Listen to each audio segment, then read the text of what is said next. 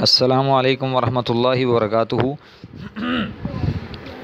دورہ گرامر قسط نمبر 12 اس کا دوسرا جز منصرف کی وجہ تسمیہ، جو کہ لغتاً اس میں سے تیسری یہ ہے کہ منصرف صریف ان سے ہے جس کا معنی سیٹی بجانا ہے۔ چونکہ منصرف کے آخر میں تنوین کی وجہ سے سیٹی کی آواز پیدا ہوتی ہے، اس لیے اس کو منصرف کہتے ہیں۔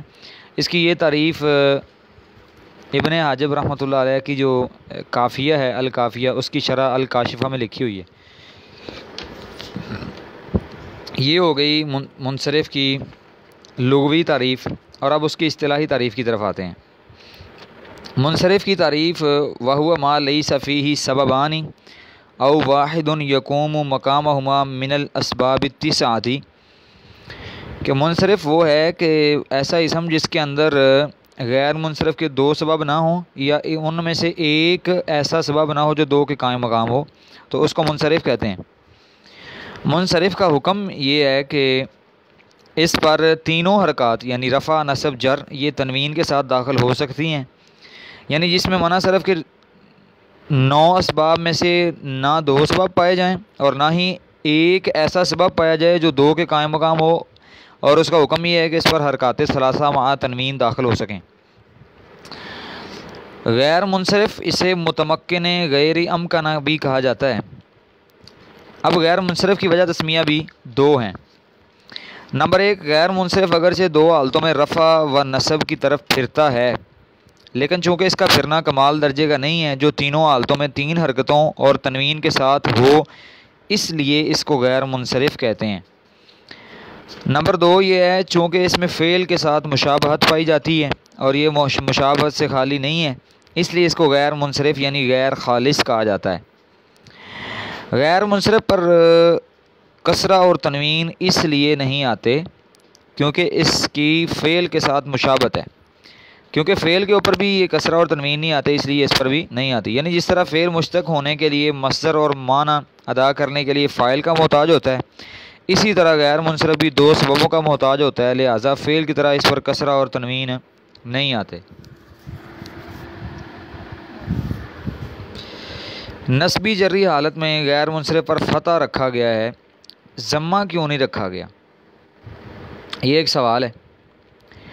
اس کا جواب یہ ہے کہ چونکہ ضمہ عمدہ ہوتا ہے، فتحہ اور کسرہ یہ فضلہ ہوتے ہیں۔ ایک فضلہ حذف ہو تو اس کی جگہ دوسرا فضلہ ہی آتا ہے، عمدہ کبھی نہیں آتا۔ اس لیے جب اس سے کسرہ حذف ہو گئی ہے تو کسرہ کی جگہ پر ہم نے فتح کو اس کی جگہ پر لائے ہیں، اس کی جگہ پر ہم نے رفع کو نہیں لائے۔ اس کی تعریف اور حکم، جس میں اسباب منع صرف میں سے 2 سبب یا ایک سبب جو 2 کے قائم مقام ہو پائے جائیں، اس کو غیر منصرف کہتے ہیں۔ اور اس کا حکم یہ ہے کہ اس پر کسرہ اور تنوین داخل نہیں ہوتے۔ اس کی مثال دیکھ لیں، جیسے جاءنی احمد، رأیت احمد، مررت باحمد۔ اصل میں بھی احمد ہی ہونا چاہیے تھا، لیکن غیر منصرف ہونے کی وجہ سے احمد آ گیا۔ احمد کے اندر 2 اسباب منع صرف ہیں، ایک علم ہے اور دوسرا وزن فعل۔ البتہ ضرورت شعری یا تناسب کی وجہ سے غیر منصرف کو منصرف پڑھا جا سکتا ہے۔ ضرورت شعری کی بھی آگے 3 اقسام ہیں۔ نمبر 1 تو یہ ہے کہ فساد وزن ہو رہا ہو، یعنی اگر غیر منصرف پڑھیں گے تو شعر کا وزن خراب ہو جائے گا، تو پھر اس وقت غیر منصرف کو منصرف پڑھ لیا جاتا ہے۔ اس کی ایک مثال سیدۃ نساء اہل الجنہ سیدہ فاطمہ الزہرا رضی اللہ تعالی عنہا کا ایک قول ہے۔ رسول اللہ صلی اللہ علیہ وسلم کی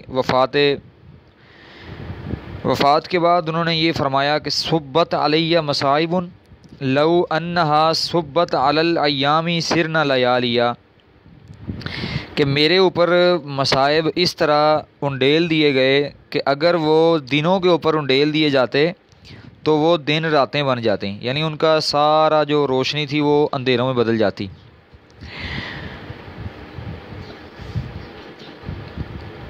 مصائب جمع منتھل جموع کا وزن ہے۔ صبت علیہ مصائبن، یہاں پر مصائبن پر تنوین آئی ہے، یہ منتحل جموع کا وزن ہے، فعائلو کے وزن پر مصائبو۔ اور منتہی الجموع جو ہے یہ دو وزنوں کے قائم مقام ہوتی ہے، ایک جمع سبب پایا جاتا ہے اس میں منع صرف میں سے، اور دوسرا جمع کی انتہا، یعنی جو غیر منصرف ہے اس کا تقاضا تھا کہ تنوین اور کسرہ اس پر نہ آئے، لیکن یہاں تنوین ضرورت شعری کی وجہ سے آئی ہے۔ شعری فساد کو دور کرنے کے لیے یہاں مصائب پر تنوین نہ پڑی جائے تو شعر کا وزن خراب ہو جاتا، اس لیے ہم نے مصائب غیر منصرف پر تنوین پڑھ دی۔ دوسری ضرورت یا دوسری وجہ وہ ہے ضرورت کافیہ، کہ ایک لائن میں کافیہ چل رہا ہے، ایک نظم بن رہی ہے، ایک کلام لکھی گئی ہے، اس کا کافیہ کو مکمل کرنے کے لیے اگر غیر منصرف کو منصرف پڑھ لیا جائے تو یہ جائز ہے۔ اس کی مثال ہے جس طرح کہ رسول پاک صلی اللہ علیہ وآلہ وسلم کی مدح کے اندر ایک شاعر نے یہ قول لکھا ہے کہ سلام علی خیر الانام و سیدی حبیبی الہ العالمین محمدی بشیر نذیر ہاشمی مکرم عطوف رحیم من یسمى باحمدی۔ اب اس جو یہ اشعار ہیں ان میں کافیہ اور ہر شعر کے آخر میں یہ سیدی، محمدی، مکرمی اور احمدی، یہ آخر میں کسرہ پڑھا جا رہا ہے، یہ کافیہ کا تقاضا ہے، اس لیے ہم نے من یسمى باحمدی احمدہ پڑھنا چاہیے تھا، اس کو احمدی دال کے نیچے، احمد کی دال کے نیچے کسرہ ہی پڑھ دیا، اگرچہ غیر منصرف ہے اس کو منصرف پڑھ دیا ہے، اور یہ ہم نے کیا ضرورت کافیہ کے اعتبار سے۔ احمد غیر منصرف ہے، اس پر اگر فتح پڑھتے تو کافیہ خراب ہونا تھا، اس لیے ہم نے کسرہ پڑھ دیا۔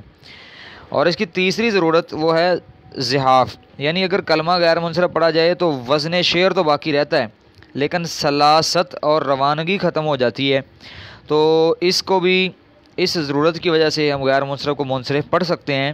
اس کی مثال شاعر کا یہ قول ہے، وہ ایک امام ہیں، وہ امام ابو حنیفہ رحمۃ اللہ علیہ کے اوصاف بیان کرتے ہوئے یہ شعر لکھتے ہیں کہ اعید ذکر نعمان لنا ان ذکرہ هو المسک ما کررتہ یتضوع، کہتے ہیں کہ تو دہرا نعمان کا ذکر ہمارے لیے، کیونکہ اس کا ذکر وہ ایسی خوشبو ہے کہ جتنا تو اس کو بار بار کرے گا یتضوع وہ بڑھتی جائے گی، روشن ہوتی جائے گی۔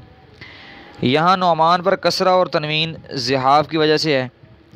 ہم نے پڑھا ہے کہ اعید ذکر نعمان لنا، اصل میں ہونا چاہیے تھا اعید ذکر نعمان لنا، اگر نعمان لنا پڑھتے تو وہ یہ کافیہ خراب ہو جانا تھا۔ تناسب سے مراد یہ کہ قرب کی مناسبت کی وجہ سے غیر منصرف کو منصرف پڑھا جائے۔ تناسب کا مطلب یہ ہے کہ قرب کی مناسبت کی وجہ سے غیر منصرف کو منصرف پڑھ دیا جائے، جیسے ہم پڑھتے ہیں سلاسل و اغلالا و سعیرا، یہاں سلاسل کو اغلالن کی مناسبت سے منصرف کر دیا گیا، اسی وجہ سے اس پر تنوین داخل ہو گئی ہے، کیونکہ یہاں مناسبت لفظی اور معنوی دونوں پائی جاتی ہیں۔ لفظی مناسبت تو یہاں پر یہ ہے کہ دونوں اکثر جگہ اکٹھے آتے ہیں، اور معنوی مناسبت یہ ہے کہ سلاسل سلسلتن کی جمع ہے جس کا معنی زنجیر ہے، اور اغلالن یہ غلن کی جمع جس کا معنی توق ہے۔ زنجیر اور توق کے درمیان مناسبت یہ لفظوں میں اور معنی میں اور مفہوماً ہر جگہ پہ واضح ہے۔ اگر غیر منصرف پر الف لام آ جائے یا یہ کسی کی طرف مضاف ہو جائے تو اس پر کسرہ آ سکتا ہے، جیسے ذہبت الی مساجدکم، یہاں پر مساجد یہ مفاعل کے وزن پر جمع منتہی الجموع کا وزن ہے، اس پر کسرہ نہیں آنی چاہیے تھی، لیکن جب اس کو کم کی طرف مضاف کر دیا گیا تو اس پر کسرہ آ گئی۔